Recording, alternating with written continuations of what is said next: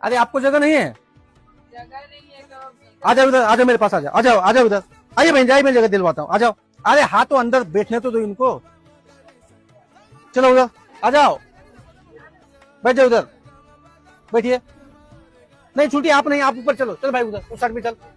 ये सामान निकालो, बैग नीचे डाल दो, आपका भी बैग नीचे डाल दो, जो बैग है नीचे रख दो। बैठ जाइए बहन जी, बैठ जाइए इधर, आप बैठ जाओ। आप भी चलो उधर, चल रहा उधर, इतना पालथी मार के बैठे हो जनरल डिब्बे में। हाँ आइए बहन जी, आप इधर आ जाओ, छूट मेरे पास आ जाओ। छोटी है। हाँ आ जाओ उधर, चलो हो जाओ पीछे, ले लीजिए बच्चों को अपने पास में, आ जाओ, ये बच्चे ले लो, आ जाओ छुट्टी, जाओ उधर।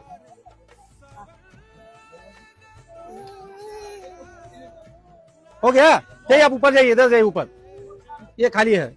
बैग को ऊपर रखे हो लेकिन इंसानों को जगह नहीं दोगे। बैग झोला झिल्ली सब रखना, खाली इंसान नहीं बैठना चाहिए अपने पास में।